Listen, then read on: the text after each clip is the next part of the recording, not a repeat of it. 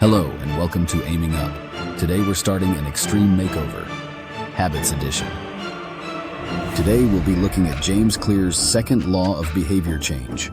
Make it attractive. Ready for a glow up? Despite what you may have heard, dopamine isn't the enemy. It's our natural motivator. It lights up the path toward whatever our brain thinks is rewarding.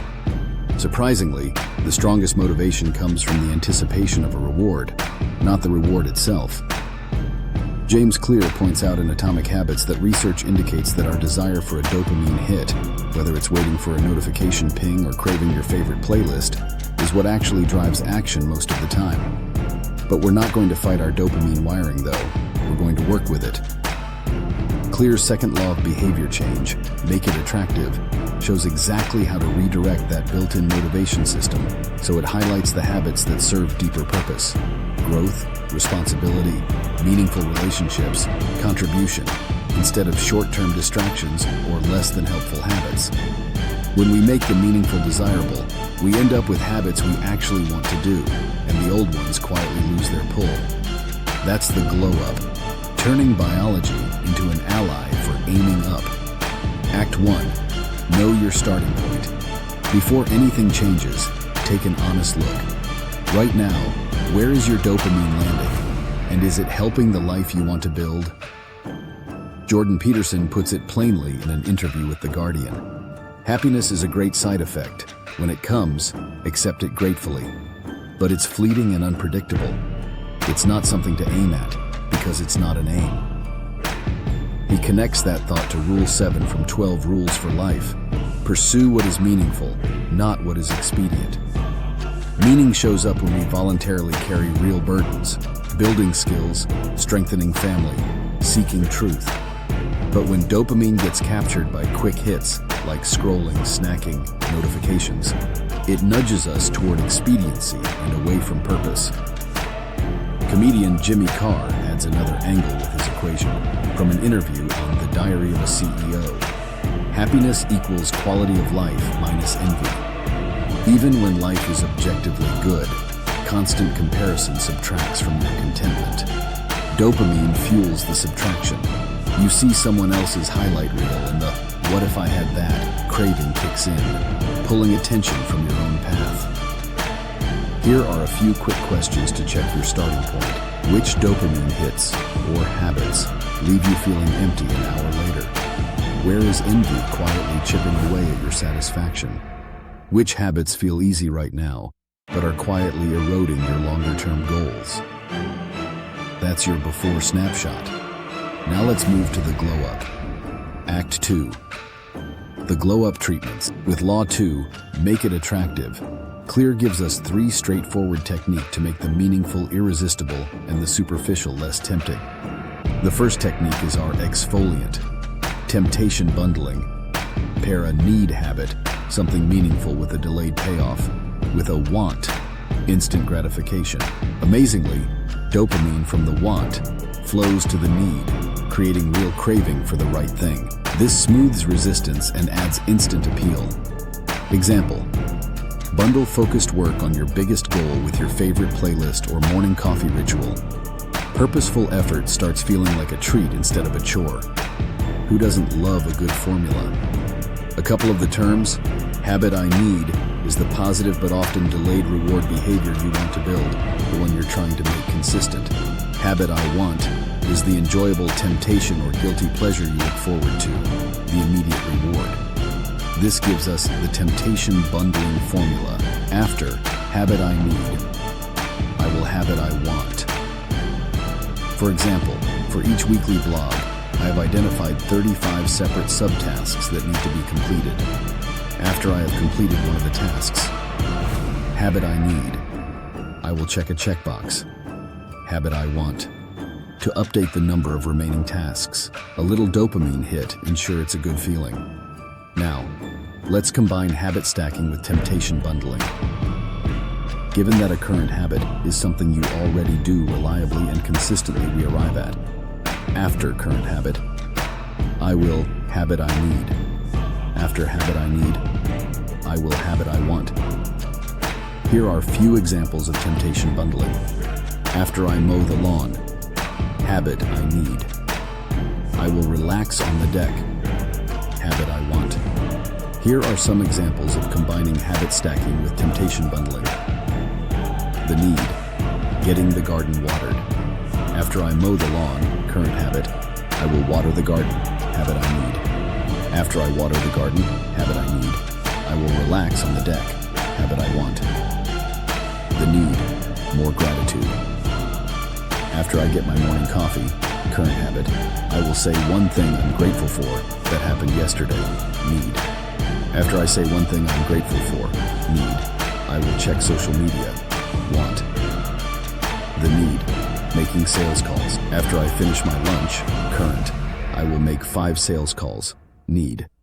After I make 5 sales calls, need, I will check sports scores. Want. The fascinating thing is that with just a little repetition, we don't need to do the want to get the dopamine hit. By doing the current, we begin to associate the good feelings of the want with doing the need. The second technique is managing or sculpting your social circle. Here we contour our environment for natural support. The influence of your inner circle is profound. Jim Rohn, entrepreneur and motivational speaker, pointed out that you are the average of the 5 people you spend the most time with. This quote highlights that your mindset, income, health, and habits are heavily influenced by your inner circle. Clear leverages the concept that we copy the people closest to us, family, friends, chosen circles. Law 2 says be deliberate about who is around you and who is not. Surround yourself with people where your desired habits are normal and encouraged. Belonging and approval give a dopamine boost, so positive behaviors start feeling natural. Conversely, step back from groups that make distraction or negative comparison easy. Peterson's angle. Pick circles that model voluntary responsibility. Find circles that normalize a solid work ethic, family focus, accountability to truth and duty, health, wellness, spiritual growth, lifelong learning, or whatever your long-term objectives are. Carr's angle. Find supportive environments, cut down on envy. Less one-upping, more mutual encouragement, which encourages and helps to restore contentment. Here are some sculpting examples. Make family game nights a regular ritual of connection and presence. Adjust your social media feed and friend group to make aiming up feel normal. Join a book club that reads the books that are helpful to your development. Get a gym buddy or join a running group if you want to exercise regularly. Dine with people who eat what you want to eat. And the third technique is highlighting or reframing. Change how you look at the habit so it lines up with who you want to become. Over time, dopamine shifts from external rewards to internal drive.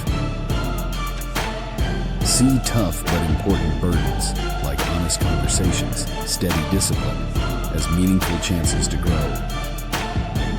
Call out the real cost of envy so it loses appeal. This comparison is stealing my peace and focus. Fatigue. Here are a few examples. I don't have to exercise. I get to be healthy. I don't have to do my homework. I get to advance toward a better future. I don't have to go to work. I get to be self-sufficient and provide for my family. I don't have to change my diet. I get to make choices to look and feel better. These treatments don't fight dopamine. They leverage it. They let the meaningful shine brighter, while the expedient dims. Want to lose a bad habit? Make it unattractive. To break bad habits, invert Law 2 and make them unattractive. Highlight the downsides and reframe them negatively so the brain stops craving them. Dopamine fades when the anticipation turns sour. Here are some examples of what you can remind yourself before engaging in some potentially bad habits. Smoking doesn't really relax me. It doesn't help manage the root cause of my stress. It just adds health risks, dependency, and expense. Drinking doesn't actually solve any of my problems. It often creates new ones and only delays my current issues. Doom scrolling doesn't effectively keep me informed. I'm in an echo chamber and it leaves me anxious. It wastes hours I could spend on real progress. I will regret eating this junk food as soon as I finish it, and in 10 minutes, I will have forgotten I ate it. By consistently reframing the bad habit as something that pulls you away from purpose and has a dark side, the craving will weaken over time. These treatments don't fight dopamine, they guide it. Act 3, the big reveal. Step back and compare the before and after. The before. Letting dopamine chase quick hits that crash and feed addiction, allowing envy to quietly subtract from your quality of life. Expedient and easy habits, winning the short game, losing progress on the long game. With happiness as a shaky, moving target, purpose is easily pushed to the side. The after. Letting dopamine work for you by creating cravings for meaningful actions. Actively reduce envy through reframing, gratitude, and building helpful circles of influence. Embracing contentment as the steady baseline car, but welcome happiness as an occasional side effect. Peterson. We're not denying dopamine, we're directing it. Make it attractive turns biology into a tool for a purposeful, contented life. Book your glow up today. Your habit glow up can start today. Pick one habit connected to a meaningful, longer-term objective. Run it through the 3 treatments. Bundle it, sculpt the environment around it, reframe how you see it, and invert for any bad habit you want to drop. Watch how the anticipation shifts from, ugh, I have to yes, I want to. Thanks for watching. I hope you'll let a habit glow up be a part of aiming up.